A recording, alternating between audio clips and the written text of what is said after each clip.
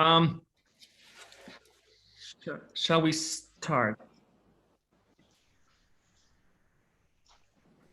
Okay. All the students are on. Okay. So this is a webinar format, so we can all see like the matrix of like 20 faces, I guess, or at least that's not how it's supposed to work. So the idea is that we're going to stay on screen, and then we have like 3 projects for today and 3 projects for tomorrow. So for each project, we're going to get about, I don't know, yeah, I would say like 10 to 15 minutes max. And then we have 20 to 25 minutes max discussion, depending on each project. So maybe it's good to kind of give a bit of an intro about what this thing is about, and also maybe to talk about, well, just briefly introduce everyone who has who is kind of going to be reviewing the work today. So first of all, thanks so much for everyone to kind of find your time to join. As I discovered during this lockdown situation, I actually have more things to do than before, or some days I've been more stressful than kind of than it was in a normal life, if you might say so. So just a brief kind of intro, what is this decommissioning kind of studio about?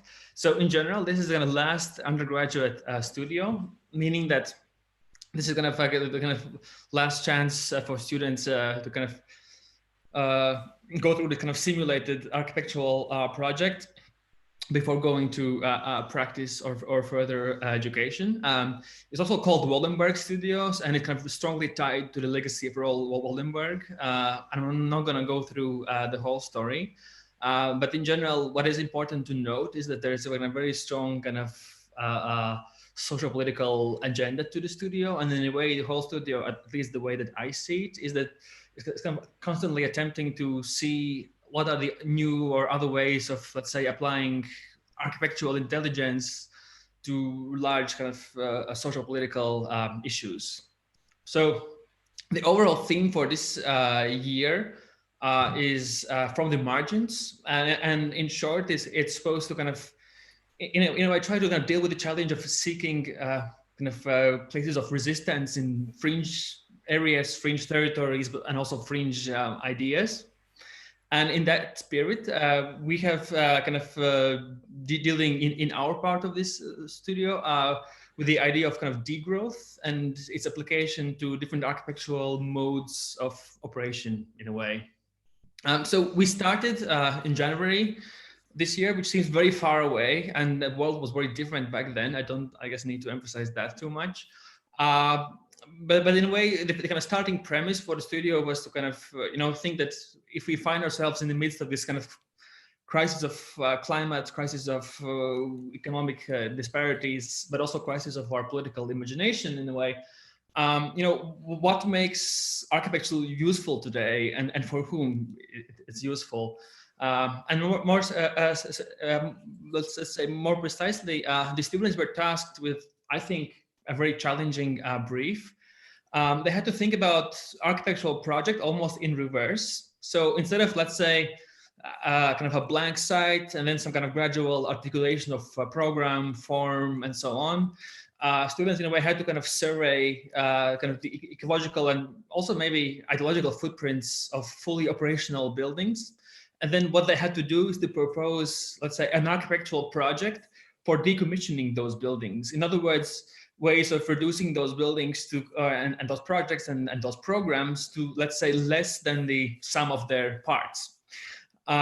So, and we used the kind of city of Houston as a backdrop for this exercise, which, I mean, I must say is a truly fantastic city, and I really kind of I'm really impressed by it. But at the same time, it is kind of the kind of epicenter of so many things that are problematic with our current kind of carbon-based economic model, and so on.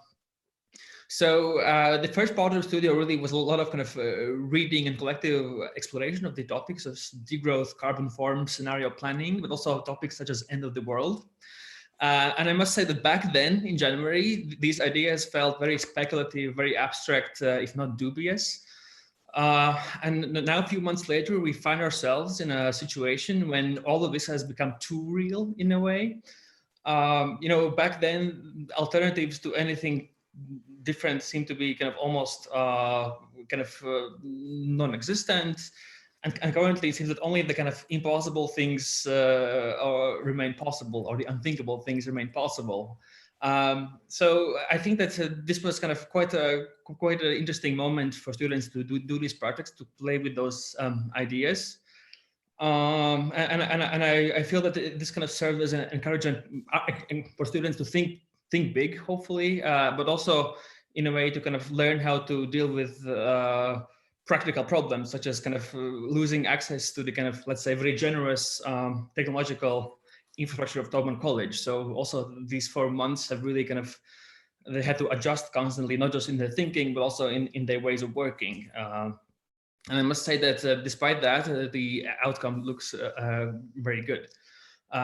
So today we have a very diverse range of kind of responses to this challenge. We will see a project that attempts to, let's say, break stereotypes about food supply chains and kind of rethinking what kind of big box stores of Walmart could be and what could have made them actually useful. And we will also see an attempt to, let's say, reimagine the kind of purpose of an ExxonMobil oil refinery, and kind of proposing to rethink the relationships between, let's say, modernization, infrastructure, human and non-human worlds. And finally, we will also see a project that deals with this kind of, let's say, symbolic value of architecture, and how perhaps through something like spatial taxation, we could kind of, almost exploit or weaponize the kind of symbolism of early postmodern corporate architecture, and maybe to turn it into some kind of vehicle for advocating the awareness of climate change. So to which extent we have succeeded, and to which extent students have succeeded or not, that will be in a way reviewed and evaluated, let's say, by 3 truly fantastic guest critics that I'm really happy to see here today on my 13-inch laptop screen, which is not as good as IRL, but still pretty good. So just to kind of not to exhaust everyone with very long bios, which all 3 of those people have, of course, but just briefly. So we have Amelie Ng, who is currently a Wortham Fellow at Rice University. She's an Australian architect, a writer, and as she indicates, also a cartoonist, which is exciting. And in her works, among other things, she deals with kind of theories of information richness in architecture, which I think is a very nice kind of combination of terms. I'm almost jealous about it. I wish I coined it myself some time ago. And as far as I'm aware, Emmeline is joining us from a very different time zone in Australia. So I really kind of appreciate your effort and being up on this really bizarre kind of moment of the night, I imagine. We also have Light Agura joining, who is probably well known to students here at Tobman College. I must say that I truly appreciate Lida's work, and in a way I think what's truly important, and I think the way that it resonates also with some of the projects that we're going to see today, is that Lida always kind of manages to kind of explicate and almost kind of subvert this banality of commodity culture that we all kind of inhabit. And I feel that there are some. I hope that there will be some interesting kind of resonances to Lida's work. And last but not least, by any means, we have John McMorrow, who is an associate professor here at Tobman College as well. And for me, at least, he's like a living embodiment of kind of architectural history and theory in the school. As John writes in his bio, he has a kind of a broad expertise in a variety of topics, such as contemporary architectural practices. But I would add to this, from my own experience, he's also interested in kind of formats of architectural instruction media, as I discovered over the last months, joining him for reviews in his really interesting seminar.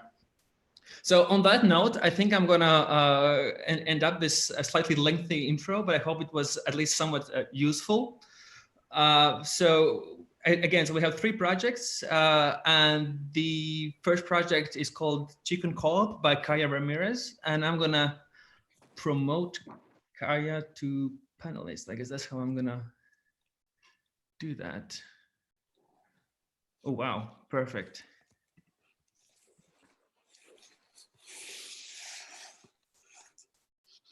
Kaya, your mic is off. Can you hear me now? Yeah. Sweet. Okay.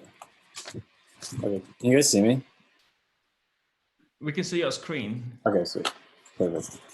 Okay.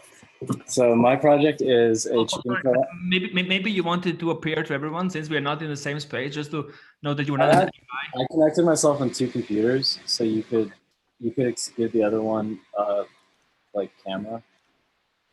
Sorry? I'm connected on 2 computers, so you could like connect the other one to the camera, so I could have. Okay, we can maybe save that for the kind of review part then. It looks complicated. Sorry. Okay. Hi guys, I'm Kaya. So my project decommissions a Walmart into a chicken coop / co-op. Okay, so let's start off by introducing Walmart. So Walmart considers architecture to be an operating cost. Their stores are designed to fit as much stuff as possible for as cheap as possible. Each one of their big box stores contains over 150,000 different products contained in a shell that costs $7 million and takes 9 months to build. These massive stores create giant concrete eyesores with parking lots that are larger than the store itself.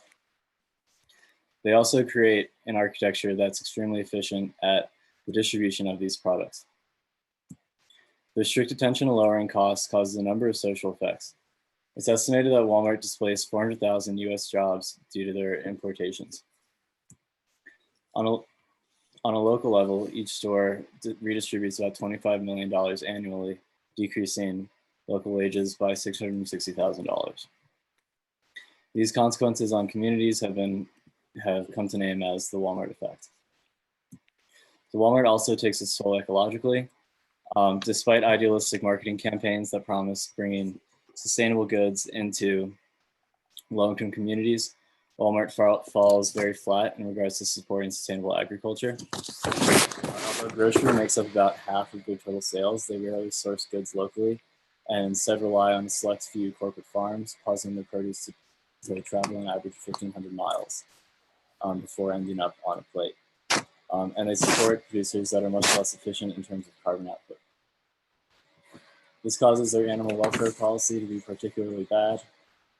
And to top that off, a Walmart in Mexico was fined 250,000 pesos for hosting a cockfight on its opening day. So with that, we'll get into my Walmart.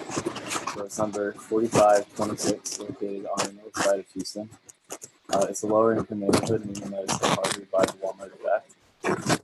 So I wanted to decommission this Walmart into something that would benefit the community while reducing the ecological effects of Walmart. So the most common local business in this area would be a taqueria. And this is something we got a lot of tacos in Houston. They're really good. There's over 20 within a mile of my Walmart and 50 within a mile and a half. So with that, I propose that Walmart 4526 be decommissioned into a chicken co-op that would introduce sustainable practices geared towards and operated by local businesses.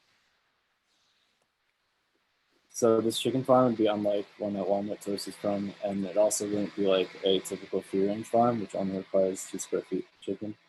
It would be a pasture-raised farm, which requires 100 square feet per chicken and open outdoor access. So despite the lower amount of chickens per area, it's actually more ecologically efficient to do this because the chickens are able to fertilize the land commercially. And that creates a sort of like chicken food cycle where they're turning food into fertilizer, food and water into fertilizer and waste. So by vastly reducing the transportation costs by only servicing businesses within like 2 miles, as well as using sustainable practices, our chicken would be significantly less than other forms of meat, and about the carbon output of like a potato or tofu. So I wanted to reuse a lot of the existing contents of the Walmart because a lot of them fit well into like natural chicken habitats. So I wanted to reuse the shelves for And here you can see the same shelves in their original state. This is sort of a initial timeline that I made documenting the decommission, and more specifically the decommission by intervention of chickens. So as the store gets emptied out, yeah, so this is kind of made before Corona, but it's sort of weirdly foreshadowing of like cleaning products getting taken out of stores, and Walmarts across the country is starting to look like this now. But I guess after it's emptied out completely, the store is never opened again. A chunk of the ceiling comes out to provide free range for the chickens, and then 5,000 chickens come in and take over the former super center. So if you look at the before and after axons of the Walmart, basically taking off about half the roof, and then expanding the open space into the parking lot. I think something is rubbing your mic. Oh, can you hear me now? Yeah, there you go. Oh, sorry. So this Walmart contains a semi-sheltered area where the chickens can sleep and take refuge. There's silos for preserving their fertilizer, comfrey plots for the chickens to eat from, and water pools and mud baths for the chickens to lounge in. So in plan, we can see the different sorts of spaces that this decommissioned Walmart creates. So on the right side, we have a sort of chicken produce area, like for processing the chickens. And this utilizes the efficiencies of the existing architecture for importing and exporting a few hundred chickens a day. And then on the inside, we have the shelves which line the outside of the big box. And then the rest is one open range. So the roof acts as like a water collection system, which even when cut in half, still produces enough water for 5,000 chickens. And then this whole area is sort of joined together by this chicken netting, which hugs the deconstructed facade that once represented Walmart. And it prevents the chicken from flying away, but it also protects them from birds, which will come in and spread diseases, which can devastate a brood of chickens.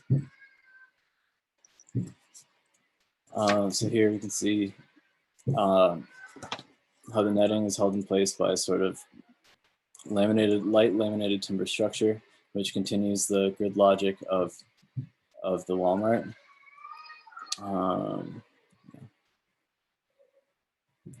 And like removed beams act as sort of ladders for chickens to wander around the entirety of the space and perch wherever they want to. Here you can see how the covered chicken coops are like out in the open. They all have easy access to the rest of the big box.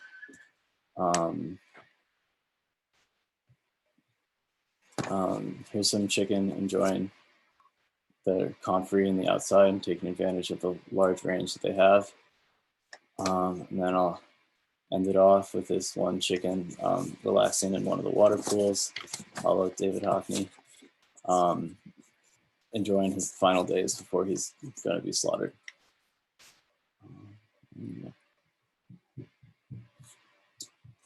So there's like a sort of pinup thing, so you can like see everything at once.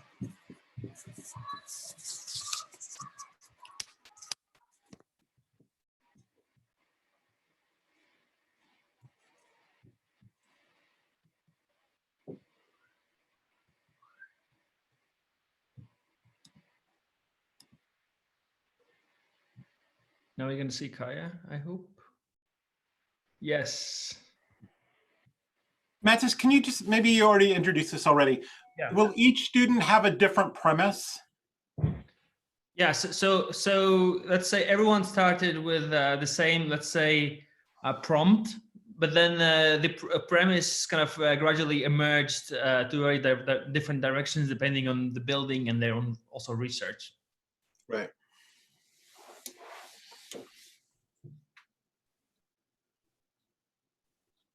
I mean, because it seems like what's on the table is both the premise and the product. And so at the like architectural level of like redistributing the space of the Walmart, I think it's like an exceptionally well done project. Like I think spatially, in terms of how it's working, it seems really fantastic. I guess at the level of premise, I'm trying to understand, for lack of a better term, why chickens? Like, of all the things like to give your attention to, why would it be chickens? Or is there a kind of subtext that you would want to talk about at this point? Like, yeah, like how should we understand this as a infrastructural project, as a protein acquisition project, as a critical project? Like, how would you want us to like engage this work? Yeah, I guess oh shit, I'm echoing a lot. I kind of just stumbled on, wait. Turn off the other computer. Yeah, I kind of just stumbled on chickens as my sort of like narrative. I kind of wanted to do something that was sort of like the opposite of a Walmart. So instead of people wandering around like buying stuff, you'd have chickens like all over the place. I guess the question is, do you understand it as the opposite or the same? I mean, because at some level, it seems like it operates through analogy as opposed to opposition. So I don't know if your research in the chicken got into the Tyson farm complex, but there's a deep resonance between industrialized farming and Walmart, literally both located in Arkansas. So like there's a way in which you read your story, not as, as an analogy between these two systems that are frankly already in place. Yeah.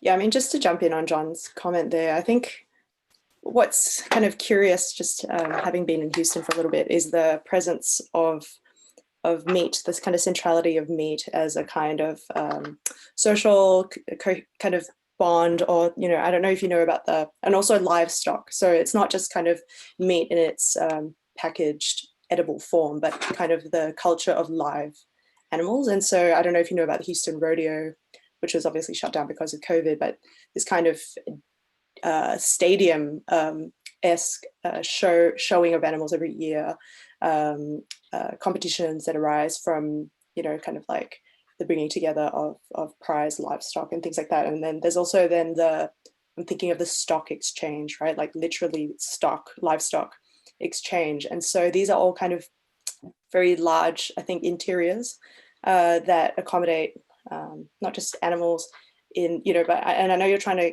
contest a little bit the kind of like human, machine, animal autonomy, or something kind of like the space purely for chickens. But then I wonder who maintains, and like this is kind of a, you know, it sounds pragmatic, but I also think it's true. It's like who manages the chickens, and, you know, free range doesn't necessarily mean human free, as with other kinds of post-human or like non-human typology. So when you know, I'm curious to know, for example, like I saw that letter, I saw some kinds of allusions to transitions between human-made shelves appropriated into more like animal or chicken like things, but then I wonder what the architectural move is there to accommodate both these kinds of like human and non-human configurations, dimensions. Are the shelves, could you speak a bit more about, say, how you see, you know, this facility operating like without people, or what's that kind of deal? Yeah, so they're really pretty much, people are confined to the processing area. The whole open range is pretty much mostly chicken, with the exception of like small maintenance tasks and stuff. But yeah, I don't know. No, I mean, I'm kind of trying to unpack maybe a bigger kind of phenomenon of the Walmart or the Amazon kind of typology. And in a way, I don't know about Walmart and how their distribution or their existing logistical situation works. You showed a diagram of the plan, almost looks like a Le Cavalier kind of plan Walmart analysis. I don't know if that one with the colorful kind of zoning of objects and things and shelves by brand. But I think in Amazon, what happens is it's completely randomized because it's so automated that shelving doesn't happen like one brand per shelf. It's literally like random objects on all shelves because they're all tagged and located in a system where human operators would just come and pick things off shelves, not categorized, right? And so I was wondering what your version of categorization and then architectural kind of ramifications for humans or not humans are. So what's the question again? I mean, Sorry, just like, oh yeah, go. maybe just to kind of bridge. I think. I mean, you did a lot of research that you didn't present about Walmart. You went there. You got kicked out of Walmart. You were in touch with Walmart. You also looked at the kind of like subcultures of Walmart. So I think that, you know, all those things are maybe not explicitly kind of part of your presentation, but I feel maybe you can use these to kind of like talk about it, to explain the kind of the logic of Walmart, and at least your understanding of that. Yeah, so sort of got like, Sorry, if I got it, if that's more or less the question. I'm not really sure how to answer that, but yeah, we got like deeply tied into the like Walmart hierarchy, trying to get floor plans of our Walmart, and eventually got kicked out of the Walmart in Houston for taking photos and stuff. But yeah, I don't know how. Yeah, I think it's a really well done project. And so I think for me, the question is like, once one engages this stuff with critical intent, like what is being rehearsed here? And so like, as somebody who's finishing up a degree, like there's a rehearsal of research protocols, there's a rehearsal of architectural protocols, there's engagement with the site, like, and I think that's all a positive thing. I think there's at one point we look at it evaluatively, like I think it's exceptionally well composed, and I think the Hockney reference is amazing, and I think the analogy between the shopping floor and the feeding floor is really well done. I think if we then extrapolate from the sort of like meaning of it, like outside of the rehearsals, that's where I'm a little bit like, well, I don't know what to do with that. I don't know what to do with like, we're all chickens. Like, I already knew that. So I'm trying to figure out like, is there a kind of narrative? Is there a moral to this story? Let's put it that way. If the narrative is we're all chickens, what do I learn from that? And that's where I feel like, I don't know, do you or do you not want to like tell us, or are we just like muse on it on our own? I think that's where I find myself. You want to tell us? Or you want us to just hang? Because that's fine too. I'm with you. For the hang. I'm reading a certain, I think, or maybe we are reading a certain kind of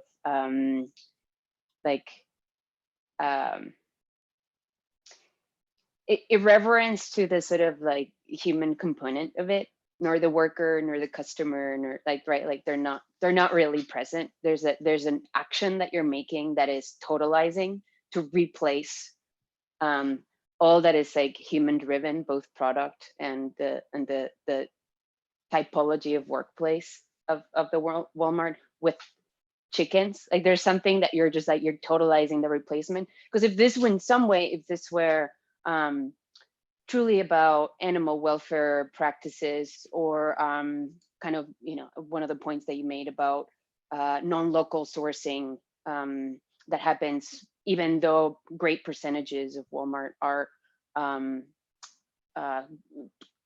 placed towards groceries, right? Like that, if it were about that kind of regional transportation and the kind of waste that is created through not sourcing locally, then you could just replace the chicken like fridge with live chickens, right? Like sourced locally. Like you wouldn't have to like essentially replace the entirety of Walmart. If it were about not if you didn't want to take a totalizing attitude, and you just wanted to take that head on, you could replace, like in many markets that are not at this scale, it would be quite radical to propose that Walmart, instead of carrying chicken breasts, would carry live chickens. I'm sure like we can imagine having traveled somewhere and having encountered a kind of idiosyncratic condition like that, right?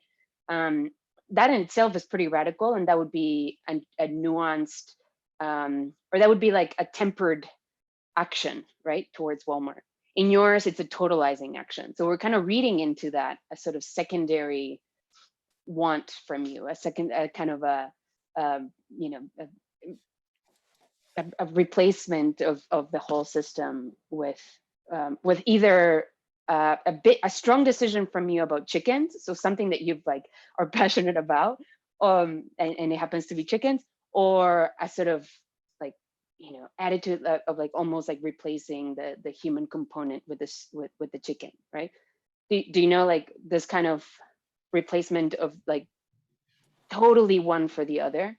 We're reading into that as like almost like a secondary, as something that you're not telling us, or like you're not, and it might be in the research that Mattis was saying, I don't know.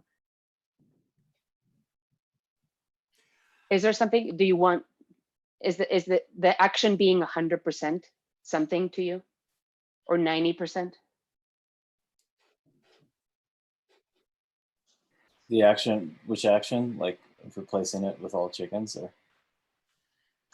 That would be the one. I don't know. I'm not really sure how to like think of it that way. I'm curious about the art references. Like I see the Hockney, I see some Giertzke, some others in there as well. Do you want to talk about maybe just the image strategy? Because I think there's like, I don't know, I'll just be super honest. I don't care about chickens. I don't care about them alive. I don't care about them dead. I don't think you do either. I think there's another spirit mobilizing this project that has to do with the aesthetics of shelving and alignment. And so I'm curious about the art references, the Hockney, the products. Like, what are some of the things you're thinking of in your layout of the space and the way the images work? For the Hockney references, I was trying to like make the outdoor like free range chicken space just like look as like nice as possible, like some like sort of bougie chicken like area. Right. And then for like this sort of timeline, I was just trying to like kind of exaggerate the sort of, I don't know, like try to exaggerate like a Walmart, and like I kind of like used my like model, as you can see there, how I like use these like aisles of just one product, so I wanted to like emulate that in there. But yeah. I guess that part's obvious. The obvious that you've modeled it and that there's a model there. I guess I'm asking for you, like your, I don't know, affective reaction to that. Like, did you derive a pleasure from alignment, or are you like repeating the model? Like, do you find within these shelves a kind of, yeah, an aesthetic purpose that you're like, oh, this is kind of gross and it's commercial, but it's also kind of like great to see it all lined up. Like there is a kind of, I'm trying to find your agency as a designer here, because I think there's decisions that are made and I'm trying to like have that conversation about it. Yeah, I guess I was trying to, so here I was just trying to exaggerate that sort of alignment, and then I try to like stray from that with the chicken coop, like open it all, like line them all up on the sides and top of each other. So it's like one open area rather than like, I don't want them to feel like confined, kind of, which is what it is when they're all aisled up. But yeah. So Kaya, can you do a quick run of like what did you keep? Like what is, you know, what is the architect's eye that has chickens in mind keep in a Walmart? Yeah, so you keep all the shelves, and then I got rid of all the sort of interior walls besides like the back of house import area. And then I sort of like blew off like pretty much half the facade and most of the ceiling. But yeah. I mean, to me, I think that's probably the most radical in terms of architectural move. I think your most radical, well, two moves. One is a kind of extension of the field condition, quite literally into the car park. Like you're starting to, you know, break down that hard boundary between like inside and outside car park and ever conditioned interior. In fact, you've taken off the roof, which makes it a just completely unconditioned but big box interior. I think that as a typological shift is actually quite radical. And I think you have to kind of lean into those cues, right? Like, why did I decide to wrap Walmart in a gauze, in a mesh, which is kind of, you know, it evokes on one hand kind of like So Ill or like a Tom Vazal or something very subtle about like agricultural fabric or something like that. But then at the same time, you're talking about it in a very kind of pragmatic terms, right? You don't want the birds to come in and or what was it? What did you, what the mesh? Yeah, so it prevents chickens from flying away at the edges, and then it prevents birds from flying in. Yeah. Got you. So birds from contacting other birds. And so, but beyond that, I want to know more about this wrap. That last image is actually quite beautiful. This gauze with the Houston sky behind it, and what you see, because the gauze, I mean, I got the net or whatever it is, extends into the car park. Is that what happens? Yeah. There's something very, I think, big about that you haven't talked about. You know, like where it, on one hand it covers form, and then on the other hand it like dissolves into like what holds the gauze at the end, and what do you make of that in terms of like, is gauze the new architecture for birds or something? Like, I don't know what is the role of this non-material?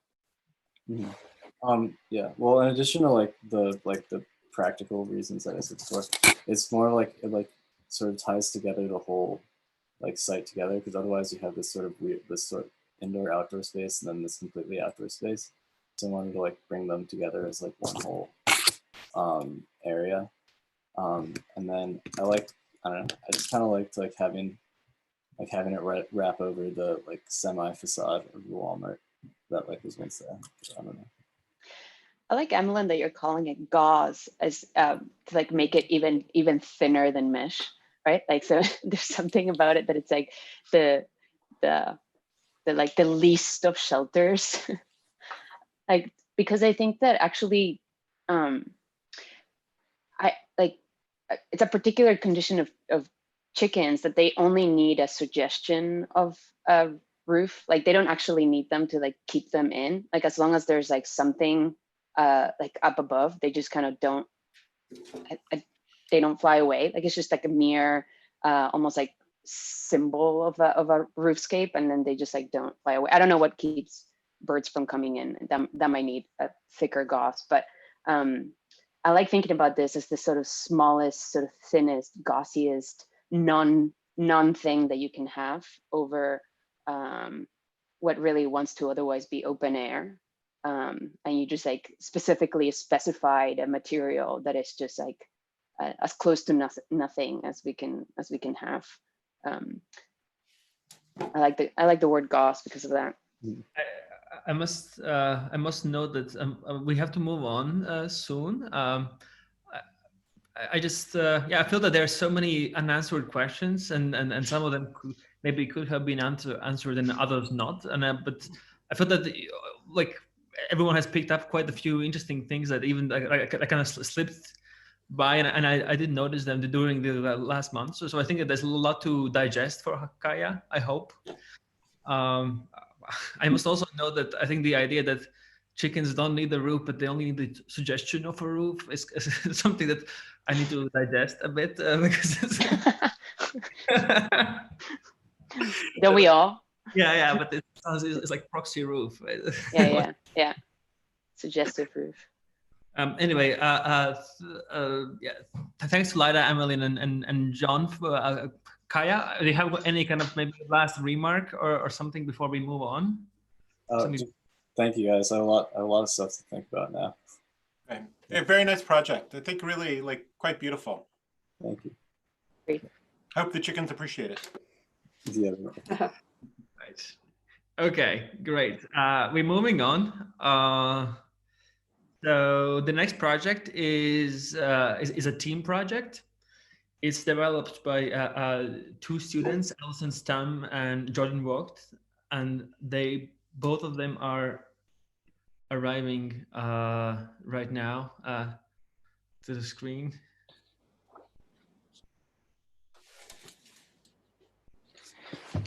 Hello. Hi. Oh, I should. Hello.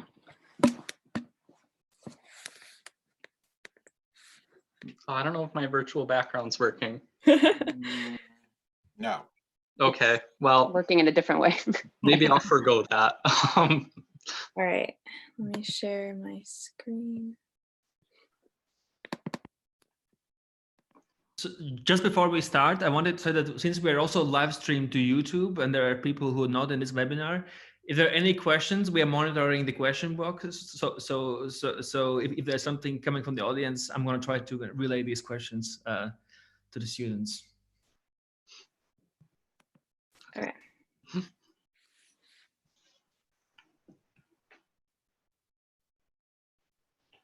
All right, we good? Okay, cool. I'm Jordan.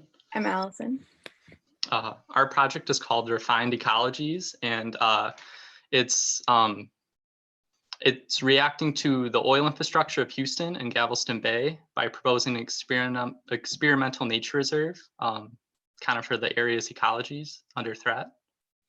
So our thesis of the project is that in a post-petroleum world, the project invites these ecologies to inhabit obsolete infrastructure in new ways, creating an exemplary microcosm of architectural possibilities by striking a balance between preservation, restoration, and park life.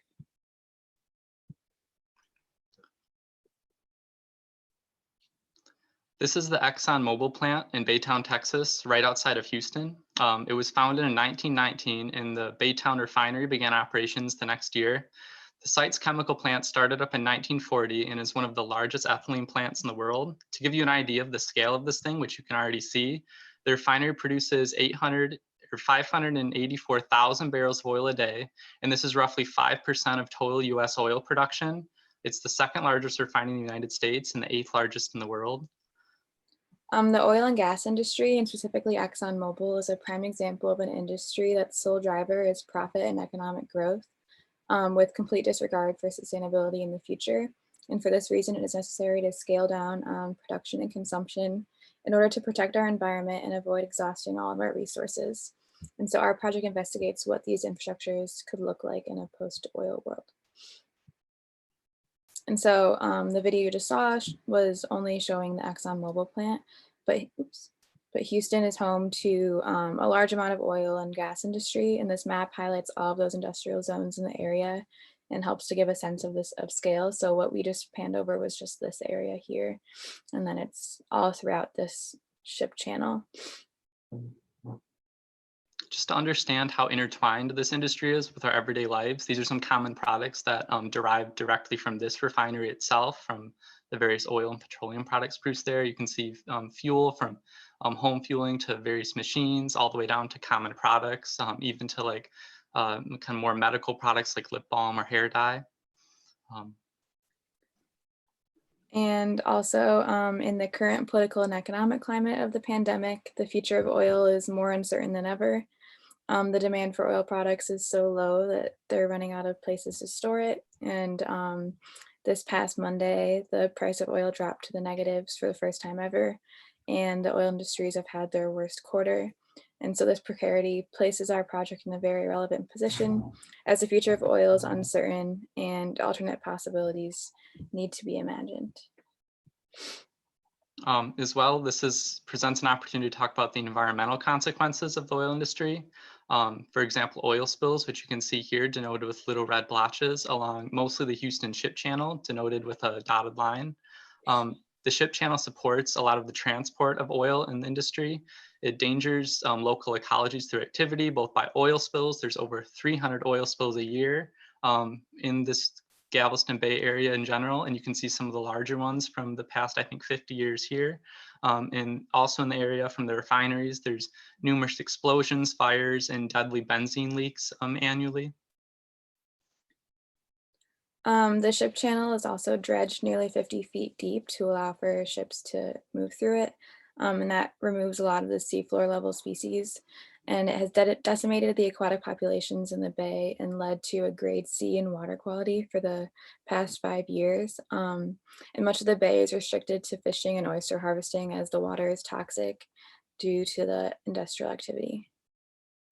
Well, one such, I guess, species most harmed by the ship channel and a lot of the activities is the eastern oyster population. These oysters cling to submerged surfaces called reefs, which is basically any hard substrate in the water. And this map shown here shows in the past 50 years, 70 to 50 years, the majority of these reefs disappearing and continue to disappear due to the activity and the toxicity in the water, but also hurricanes, oil spills, and like we talked about, the dredging. Similarly, monarch butterflies are also under threat. Twice a year, 90% of American butterflies, monarch butterflies, pass through the Houston area as they migrate to Mexico along the coastal breezeway, which runs along the Gulf there. Their trip is becoming ever more perilous due to excessive air pollution, automobile traffic, and disappearing and damaged wetlands due to various industrial infrastructure. And they're nearing endangerment. This map in the Galveston Bay Area in general shows their routes and concentrations of milkweed, which is some of the only plant species that they kind of gather around. So. Also, local seabirds, like these other species, are under threat due to disappearing habitats and industrial pollution. Oil spills are particularly harmful to seabirds, and as seen on this report card, the bird habitats in the Galveston and Houston area have received a C rating for the past few years. Our site is located on the banks of the Houston Ship Channel in close proximity to residential areas seen here and in direct contact with the water. It joins with a larger network of refineries and pipelines around Houston. And the four main components of the site that we're decommissioning are an oil barge, a tanker pier, pipelines, and storage tanks. So this image is what we're focusing on. To kind of help demystify kind of this complex infrastructure very briefly, I'm going to explain how oil moves throughout the site. Crude oil is mainly what our site deals with, and it comes starting out from an oil rig in the water and is moved into an oil barge, which brings it to piers, and then these oil jetties unload this crude oil into a complex network of pipelines which reach throughout the entire refinery facility, where they're stored between different refining processes in large storage tanks, which can be up to 46 feet high and over 300 feet wide.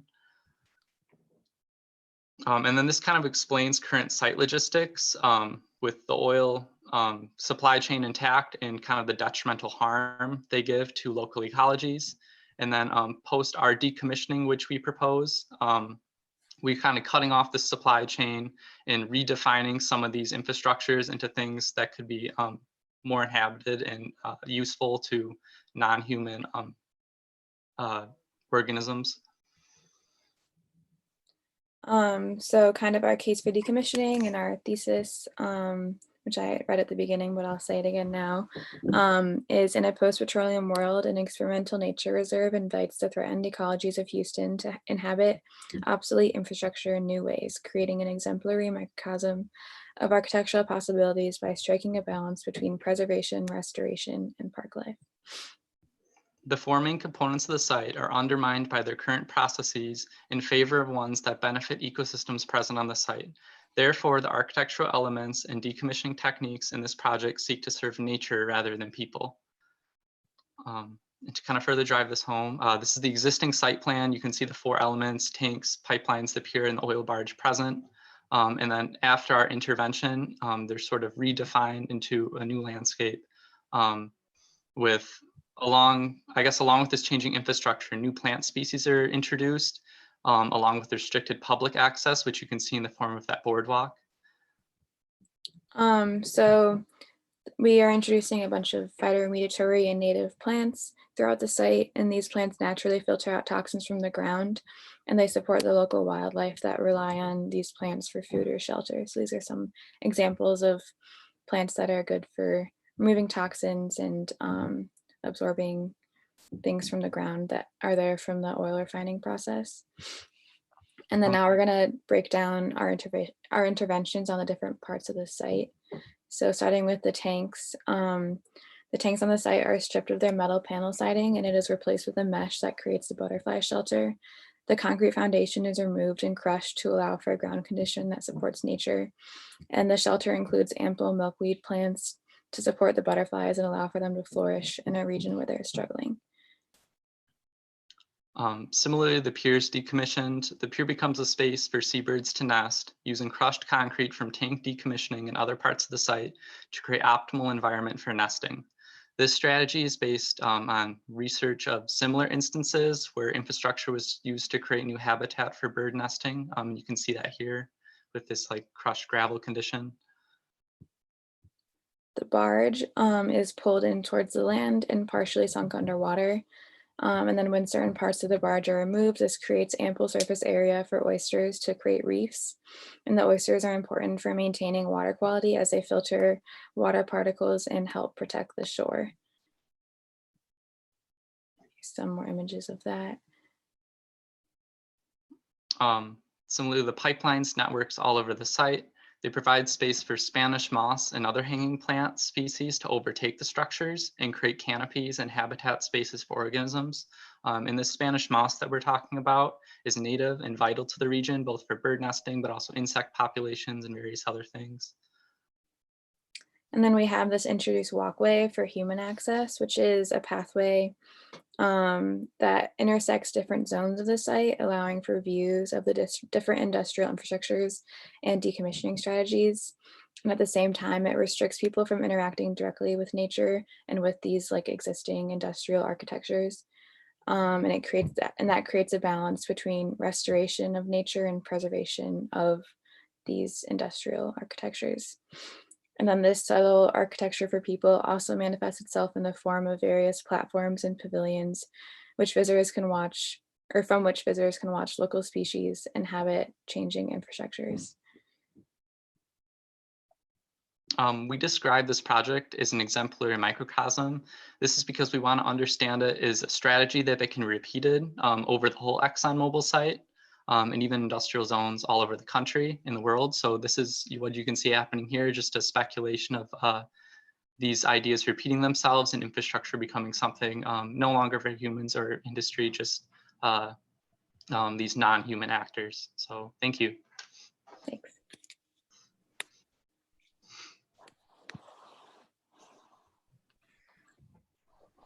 All right.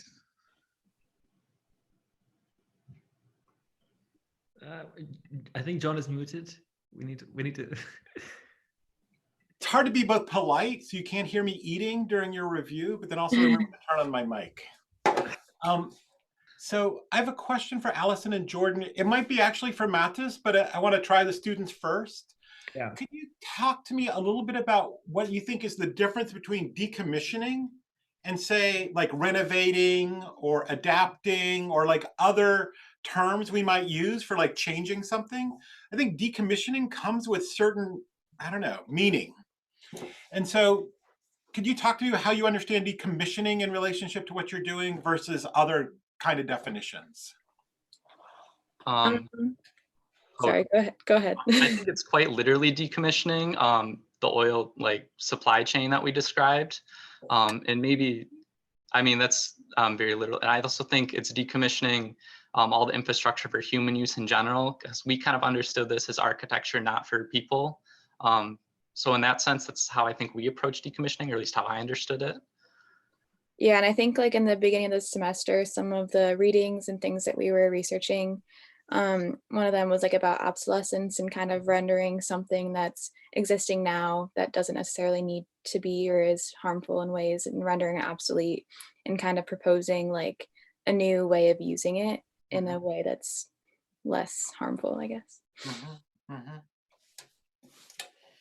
Yeah, I don't know. I mean, I guess I'm not asking for that definition, but yours. And so in a way, I'm taking from yours that it's like taking it from some sort of human-based agency into some other non-human agency, like changing not ownership, but like constituencies in a way. I mean, there could be other moments of decommission, which is like resource abstraction or, I don't know, other kinds of remediation.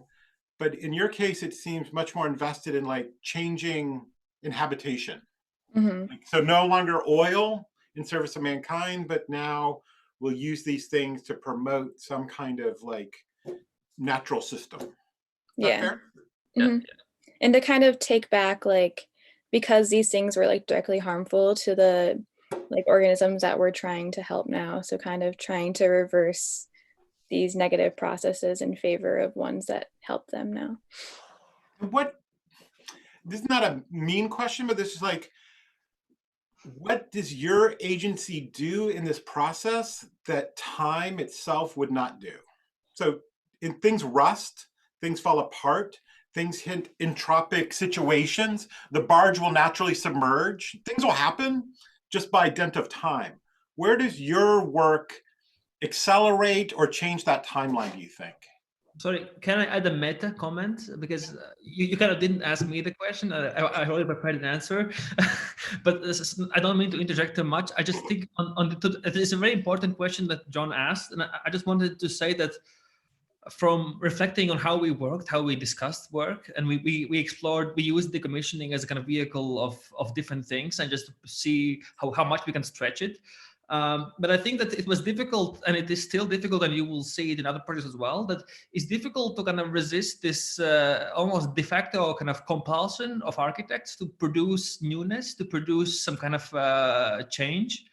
Or like something better or bigger or more useful or newer, and I feel that like in a way, like you know, trying to decommission things, it was kind of almost a way to kind of work against our own kind of like preconditioned beliefs in what we are supposed to be doing as architects in a way, or where the project should lead and where it should start. But in that sense, I guess then my question still stands, all the more so. If we take out the agency of the architect to improve or change, then what are we contributing other than entropy? Like, and so the question still remains, we could wait 50 years and this will happen, or like, what are you doing now? What do you do? I think like if this is a decommissioning project, then if Allison and Jordan have agency and if they're making decisions about what happens, then it's actually a recommissioning, right? Like they're just commissioning it now to nature, or they just have a different constituency now. They're animals, butterflies, but it's not actually, it's not decommissioned. If they're making decisions around it, right? Like they're taking parts.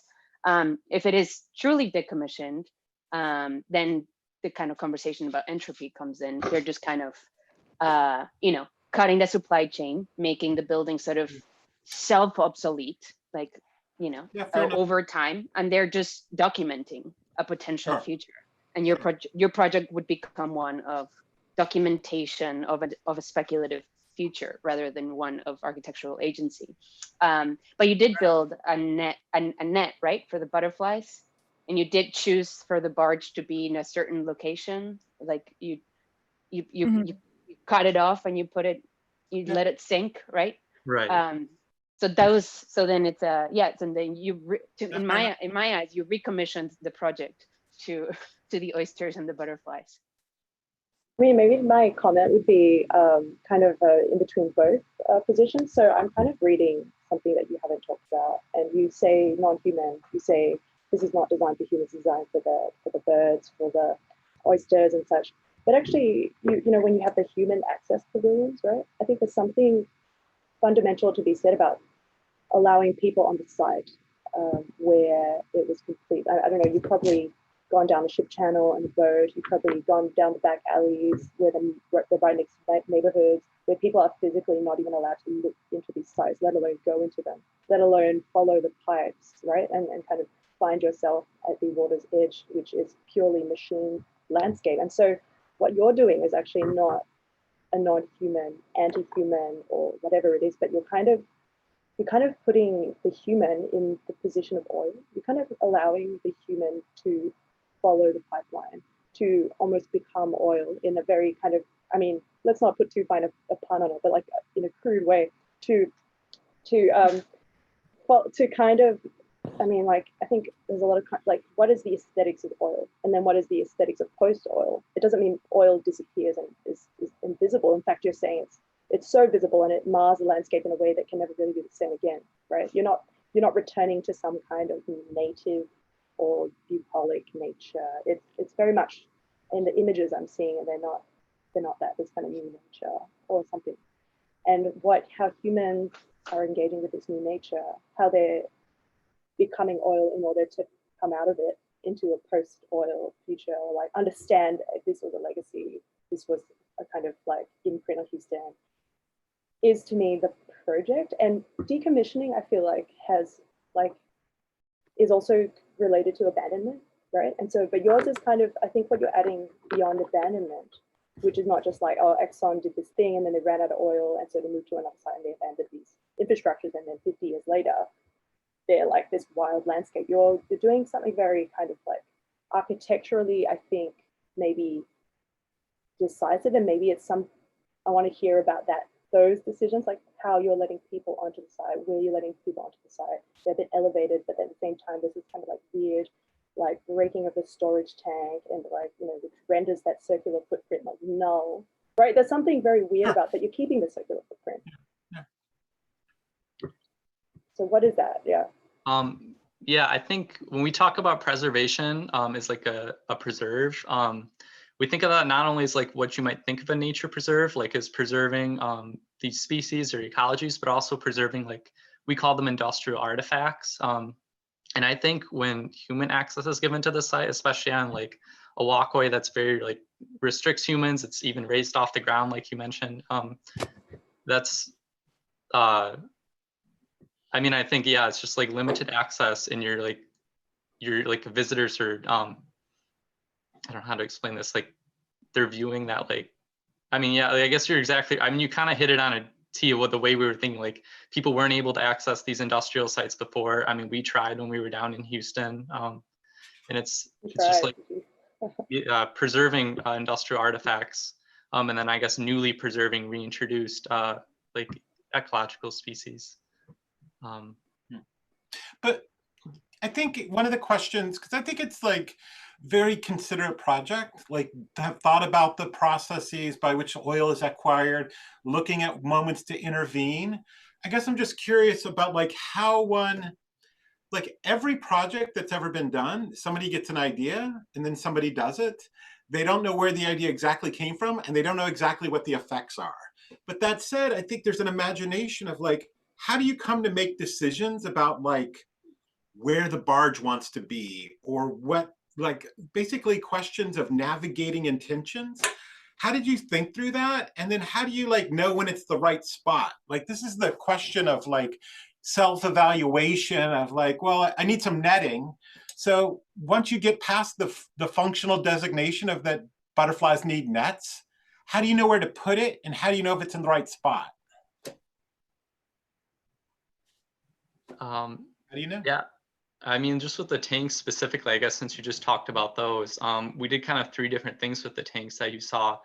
We left one of them intact, is sort of just untouched, and kind of one besides the removal of oil. And then one was kind of just removed skin. So, I mean, I guess just different levels of preservation, and then the function of what that tank would do. For example, you like house butterflies, or like allow people to enter where the oil once was. Like kind of a new perspective there. I think that just came like kind of like in parallel with that, where those decisions were made. And I think like as we were saying, we were kind of like designing for these like ecological species and stuff. So like all of our design decisions weren't necessarily thinking about like what the human would need in the space, but what the plants or the species would need. So that was kind of like our driver in like how we were going to like impact the existing infrastructures.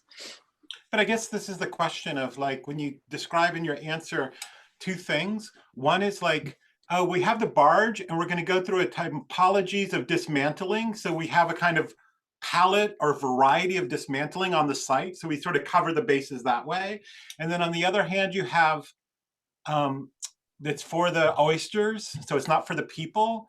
And so in both cases, I think one is like about like, oh, we're going to use a typological range to define the extents of it. So like that's one kind of strategy. And then another one is like, we're going to do what's right for the butterflies. And I guess I'm just wondering, like, one, there's a kind of, I don't know, it's a decision, but it's a decision of like creating a catalog of options that you've provided. And the other one, I just don't know how to talk about what's good for the butterflies. Like, I don't know how to like have a conversation about whether that's the right netting or the right spot or the right, you know what I mean? I'm just trying to figure out and how that interfaces this sort of like non-human clientele with this logic of preservation, which involves some kind of like introspection by an observer. You know, so I'm just trying to figure out how to do a bunch of stuff, and then what happens. And I'm trying to figure out where you like have not agency in terms of authority, but like, what are the limits of the possible in once you start to operate on this site? Is everything possible? Or certain things possible? Are there rule sets that you start to develop as a designer that says like, oh, well, you know, more of this, less of that? Or is it simply coverage? Yeah, and I think that we kind of struggled with the same thing because like it isn't like architects never really design for nature, you know, they always design for people. So there isn't really like a rule set already existing to kind of like help guide like what to do. So, I mean, we did kind of come up with like choosing these 4 things on the site and like researching how they work, how they interact and like what they're made of and everything. And then using that to kind of like lead our decisions of like how much they need to be taken apart and all of that kind of thing. And then also researching like the different species and what they need. And I mean, there isn't really a lot of like information on like, I don't know, architecture for nature, but I mean, but I'm actually sort of terribly interested in like how this could force a recataloguing of both, you know, like formal typologies, material samples, like, you know, that it would make us look at concrete differently for different qualities, right? For its ability to have a certain amount of grip, or for its ability to have a certain amount of like, you know, like slipperiness once it's in the water. You know, like did you decide sort of like oysters first and then looked at your building and decided like, okay, what's good for oysters here, and let's use that, or did you look at your building and said like, okay, I know what that's good for, that's for oysters, so I'm just gonna let's just make it oysters? Like, are there material qualities that are specific to you that you now like could recatalog things that you know by like through like an oysters value system? Like, I don't know if that's an interesting sort of conversation for you, but it's the idea that like you know, that the book of concrete would be written differently, you know, that the catalog of concrete would be ordered chemically differently just by sheer virtue of being in service of something other than the human. Yeah, I think it's fantastic. So I'm wondering if oysters might have something to say that their shells are part of the concrete. There might be. Yeah. Do you have anecdotes, like Allison and Jordan? Do you have like are there examples of like things that you found that? Yeah, I mean, I think we mentioned certain things. Obviously, I think post research, our initial research just fell together. I think the barge would be an example of that, where like we had the research of how, you know, the infrastructure worked, and we had the research of what species in the area were threatened, kind of separately. And then when comparing the two, certain things fell together. But for example, like the barge, you know, it's a hard substrate. You can sink that. It can, and then obviously from there, just like the dismantling of it came from just trying to provide as much surface area and things like that. But I guess, for example, it was the crushed concrete that you talk about. I mean, that just came from different other like examples of kind of what other people have experimented with concrete and what I guess also just what the birds need. They're already in Houston, the Galveston Bay, nesting in gravel. So if there's like, if we don't have to remove something from the site and it can just be used for that same purpose, I mean, I mean, if that answers it, I don't know. So like concrete has been used for bird, like, you know, restoration before. Yeah, bird population restoration. Sure. This is where I think the question for me, and I think Lida's like indicating a very interesting direction. Like the drawings are nice, but like, is the perspective image the right way to show this project? The perspective, which is literally centered on the human view, the typical 5'5" perspectival range, or would it be a catalog of decision trees, processes, material performance, because I think in some way, the thing that I want to get at, like, I think there's a lot of intelligence in the project, but once you decide that it's not formally based, the plan and the perspective, like, I can't look at it and think, ah, that's very nice sinking of a barge. Like, I can't do visual analysis say that that's a good thing. You need a different range of evidence, I would think. And I think you have it in your heads, but I think the challenge would be to like externalize it so we would understand like, oh yeah, there's this and there's that, and these are the other parts. And we would need a different gestalt to inspect it, because the rendered site plan is not helpful in that regard, or maybe more the perspective.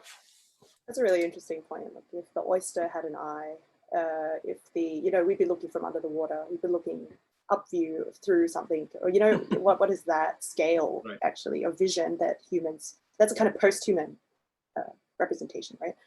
I mean, my one just thing I would mention is kind of not to, I mean, seeing as the kind of like ethical premise of the studio and kind of like questioning these kinds of like sites of justice, I would not forget also the human who lives next door, quite literally behind these tanks. They've been chemically poisoned for years, like these toxic communities.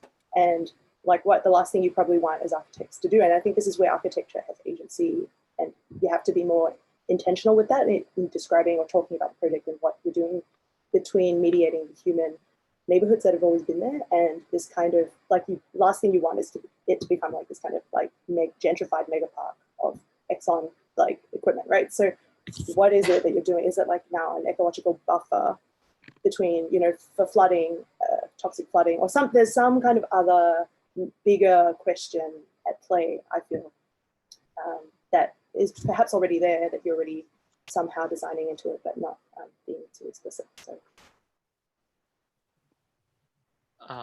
Yeah, I think the only thing preventing it from, I think the thing preventing it from becoming like a mega park, as you describe it, is like the walkway. And with the concerns of just like flooding and all that, I would just say all of the above, just because, I mean, whatever like the ecologies or the bay or whatever dictate, I guess. I mean, at that point, it's just like fair game. I mean, if that makes sense, because it's, I guess we kind of put that first. I mean, I guess my question was more like, if we were to kind of take seriously this kind of restoration or preservation project, like if you imagine lots of tourists, like this is an amazing big Houston future attraction, right? The other neighborhoods that live next door, what happens to them? And like, what does that mean? Actually, like, it's not, you know what I mean? So that there's a contention with like oysters are more important than humans. Like that's a kind of value question that architects start to negotiate as well. And so I'm curious to, yeah, that's just kind of a side thing.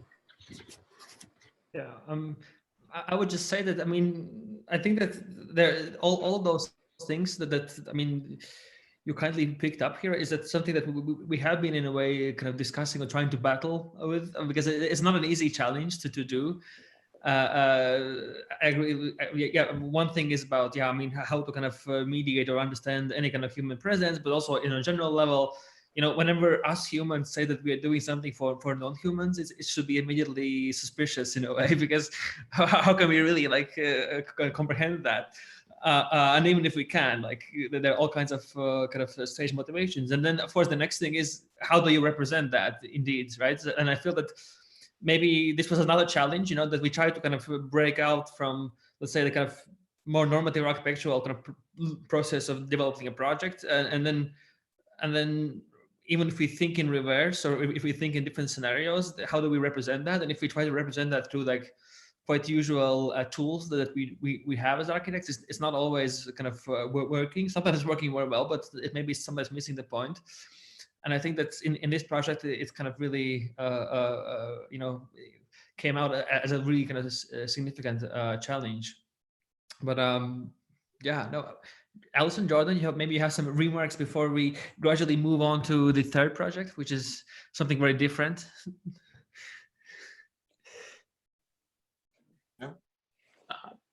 No, I mean, congratulations. I think it's really great. I mean, I just wanted to say the one thing, I thought the diagrams is where you talk about the similarities between the oil acquisition process and the moment you're going to intervene, for me, were the start of like a different way of thinking about a project.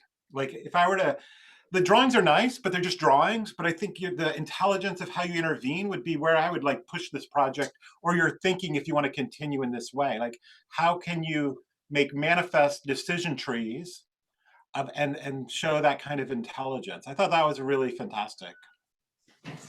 Yeah, Strong so analysis. a whole Earth diagram, World 3, or would you like map the whole thing without a floor plan? Maybe, I don't know. Anyway, thank you, and well, thanks to everyone. This was, yeah. I hope that there's a lot to take away for you, Elson and Jordan. Great. Well, we will move on. Awesome job. Thank you. So we will move on, and we will move from the margins to the downtown Houston, and we're going to see and the next project, which kind of attempts to do something else, but also involves oil. So I'm going to quickly set up.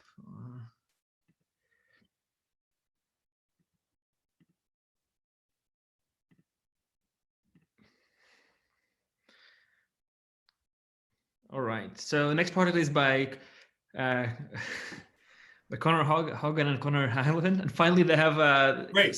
For real? Two Connors? Yeah. Connor. Hello, everybody. Thank you so Fantastic. much for joining us today. Let me make sure I'm all set up here. One moment. I'm glad to see that the background synchronization works. Yeah, it looks good. And so close on matching shirts. We really tried. We really tried. Right. Well, my name is Connor Hogan, I'm Connor Handlogan. and this is DCO2 emission. Our site of decommissioning is Pennzoil Place, an office tower developed by Gerald Hines and designed by Philip Johnson's architecture firm. Located centrally in downtown Houston, Pennzoil Place has been an iconic fixture of Houston's skyline since its completion in 1975, where it served as a monument to the oil economy ever since. Pennzoil Place rises up 500 feet with its two angular towers separated by just 10. This unique form stands out from its glass box neighbors and won Johnson the first Pritzker Prize in 1979. Pennzoil Place to this day is the most decorated and iconic building in Houston. This plan shows the lobby of Pennzoil Place, the only area where the two towers are connected, and the public accessible space of the building. These plans show the office suite layout that occurs for all but the topmost floors. The construction of Pennzoil Place started in 1970 and was completed in 1975. This was during the time surrounding and during the 1973 oil crisis, when the price of oil in the US increased 300% due to foreign competition. Shell timed this intentionally and recovered better than most from the oil crisis. They built the headquarters and production site within the US to diversify their production capability. And this was possible due to Pierre Wack and his methods of scenario planning. So in 1969, Pierre Wack predicted the 1973 oil crisis and described the possible scenarios facing Shell through the visual of a river branching into 6 tributaries. The floors that are currently occupied within the two towers are primarily held by Shell, Pennzoil, which is a Shell subsidiary, and dozens of other companies involved in the oil and gas industries. As of 2019, the state of Texas is by far America's #1 producer and exporter of oil, with over 1 million barrels of oil refined every day.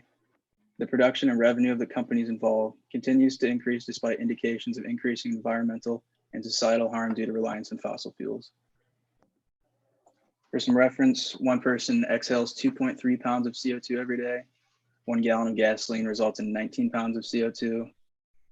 1 barrel of oil results in 824 pounds of CO2, and 1 year of driving on average results in 10,629 pounds of CO2. So the use of fossil fuels and the resulting accumulation of CO2 can be connected to climate change and intensifying hurricanes, which has been felt locally within Houston in recent years. Hurricane Harvey in 2017 resulted in over 68 deaths and $125 billion in damage.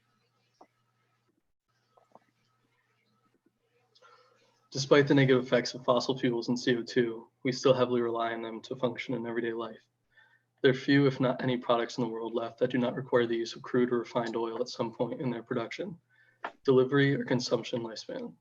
We still need oil as a society, but that thirst can be quenched over time as new energy production measures develop. The architectural renown of Pennzoil Place and reflections in the mirrored glass facade deflect attention from the unsavory environmental and geopolitical implications of which the towers are complicit. We therefore propose that Pennzoil Place be decommissioned and transformed into a CO2 storage facility.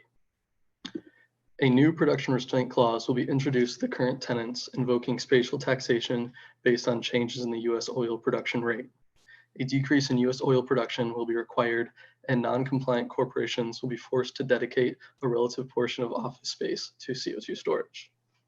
The clause will require a decrease in US production rate by a factor of 250,000 barrels per day by the end of each subsequent year.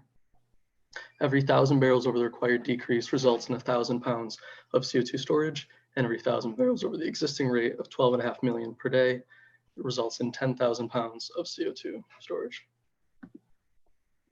This timeline shows US oil production rate over the last 120 years. At the dashed line is where we currently stand in 2020. Symbolic oil structures are overlaid onto this timeline, starting with the first oil well in 1859 and ultimately culminating with Pennzoil Place in 1975. And borrowing from pure wax methods of scenario planning and the construction of Pennzoil Place, on the following side are 3 scenarios we predicted for future US oil production over the next 50 years. So scenario 1, we predict that US oil production will decrease over the next 50 years and will ultimately result in 35% of Pennzoil Place being transformed into CO2 storage.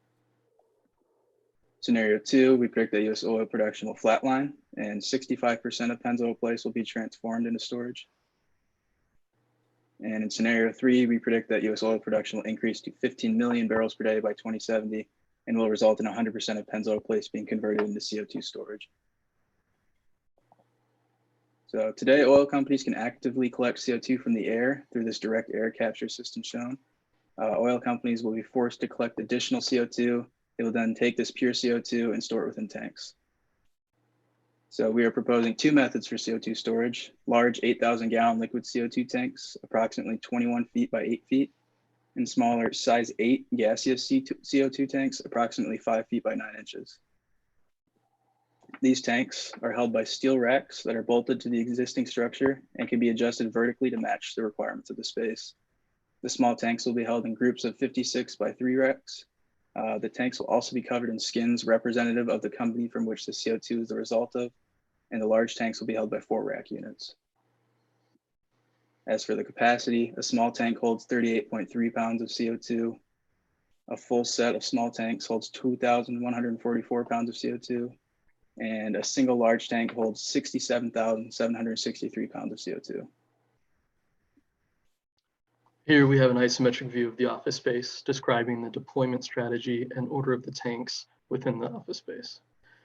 Tanks will be deployed into the office spaces on a monthly basis, dependent upon the associated refinery's production levels. Large facade breaking tanks will be deployed with priority. These tanks sit in the perimeter of the office space so they can permeate the facade. When there is excess CO2 that does not warrant the deployment of an entire large tank, smaller cylinder tanks and racks will be deployed along the processional and interior areas of the office. CO2 tanks follow a priority-based order of deployment.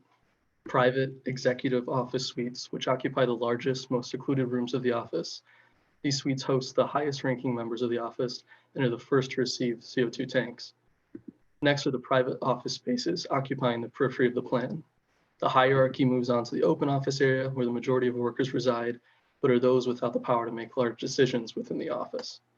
Lastly, reception, lounge, and other miscellaneous areas fill up with tanks, transforming the open office layout into a tightly packed CO2 storage floor that becomes unusable as an office for any day-to-day oil subsidiary.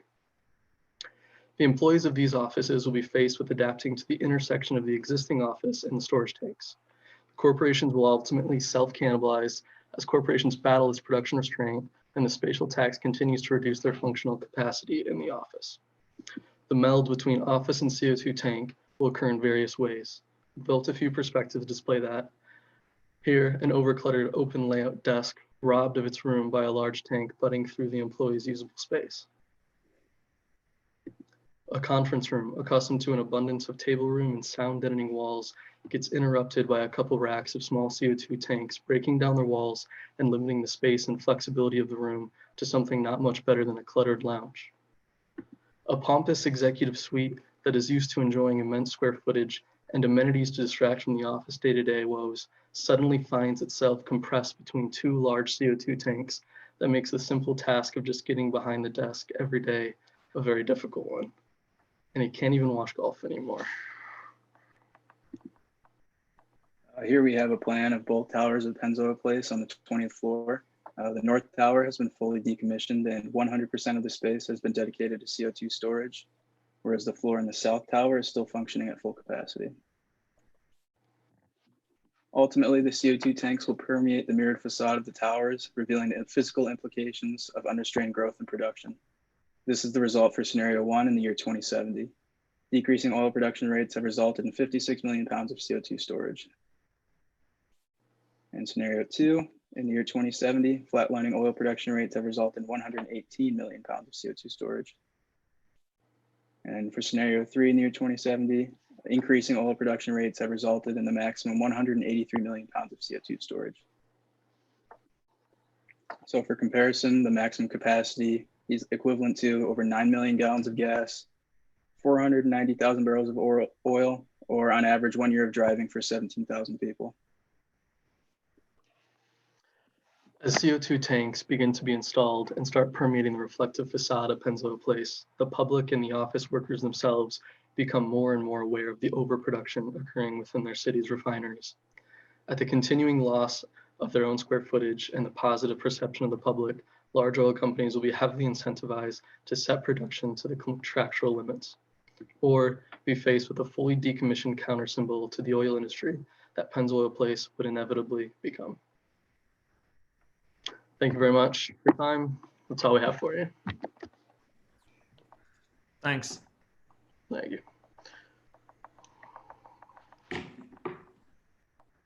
I can stop the share, keep it going.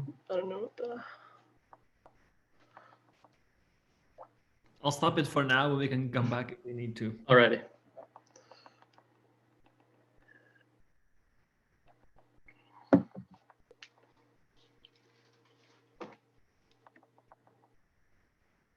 I guess my, so I was going to say, really fascinating conversation. Also, I was curious to know more about how you see what is your vision for this CO2 your storage?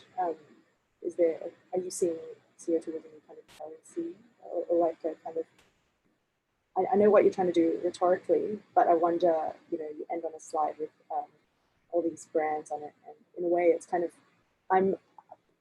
what I'm reading is not so much like the brands are being punished, but somehow the Shell and the BP they're being forced to take on new forms of currency in order to survive, to maintain their position in the city, and that it somehow relates to the CO2 that they have to live with. So what is the future? What is the use or future, or not use, but what is your position in CO2 itself?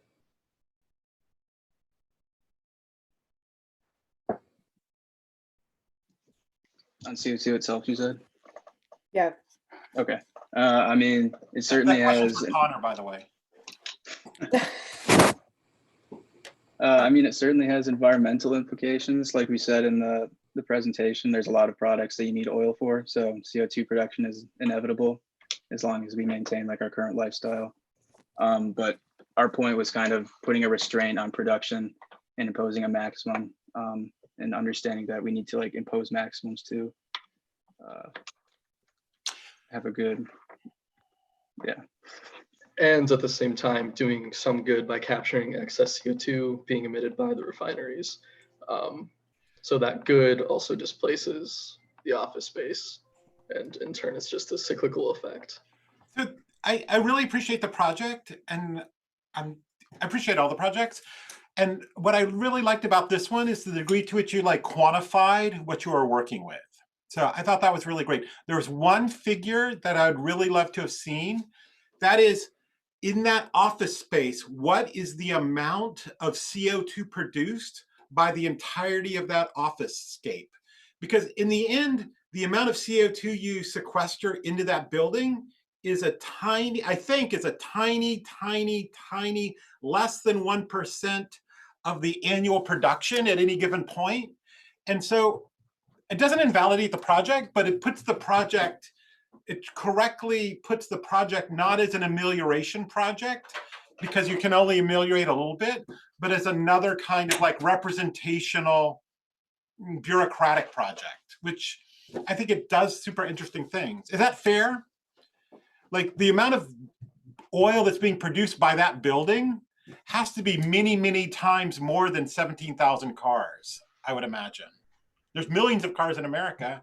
A lot of it's coming through that building in one way or another. Not all of it, but does that make sense?